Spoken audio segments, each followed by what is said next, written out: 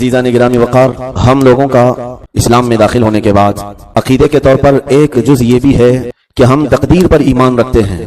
ایمان کے جو الگ الگ حصے ہیں اس میں تقدیر بھی ایک حصہ ہے۔ اللہ پر یقین رکھنا، اس کے فرشتوں پر یقین رکھنا، اس کے تمام اتاری ہوئی کتابوں پر، اس کے رسولوں پر، قیامت کے دن پر یقین رکھنا۔ پھر چھٹے نمبر پر آتا ہے تقدیر پر یقین رکھنا، جس کا مطلب یہ ہوتا ہے کہ جو کچھ بھی اچھا یا برا ہوگا وہ سب اللہ کی طرف سے ہوگا۔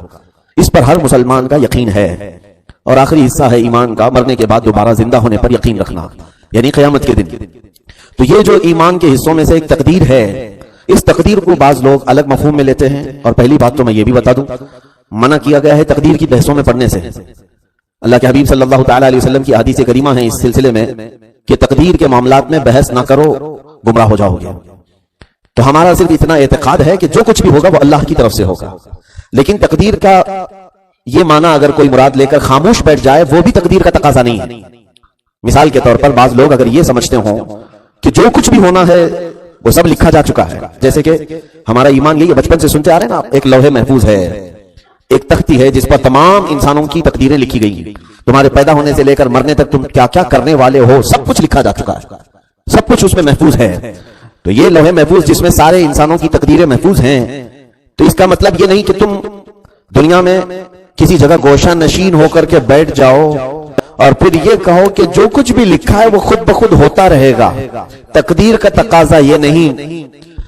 اللہ رب العزت نے اپنے علم سے تقدیر کو لکھ تو دیا ہے، لیکن انسان کو تدبیر کرنے کا حکم بھی عطا کیا ہے۔ اب اس کو میں سمجھانا چاہتا ہوں، پہلے تقدیر کو سمجھ لیں آپ۔ ہم تقدیر کا انکار نہیں کریں گے۔ ما قدر یکونو، جو کچھ بھی مقدر میں ہے وہ ہو کر رہے گا، کوئی چیز اسے ٹالے گی نہیں۔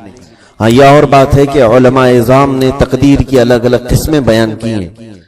ایک تقدیر مبرم ہے جو کبھی نہیں ٹلے گی، ایک شبہ مبرم ہے، اور ایک تقدیر معلق ہے۔ یہ تقدیر کی قسمیں لکھی گئی ہیں کہ مبرم وہ ہے وہ کبھی نہیں ٹلے گی، نہ ہی نبیوں سے، کسی نبی کے کسی ولی کے ذریعے سے بھی اس تقدیر کو ٹالا نہیں جائے گا۔ مبرم کا مطلب یہ ہوتا ہے اٹل، اور ایک ہے شبہ مبرم۔ اللہ نے تمہاری زندگی میں کچھ لکھ دیا ہے کہ اس کا ایسا ہو کر رہے گا، لیکن وہ تقدیر انبیاء کرام علیہ السلام یا اولیاء کاملین یا بعض خاصان الہی کے دعاؤں سے اللہ رب العزت اس کو بدل بھی دے گا۔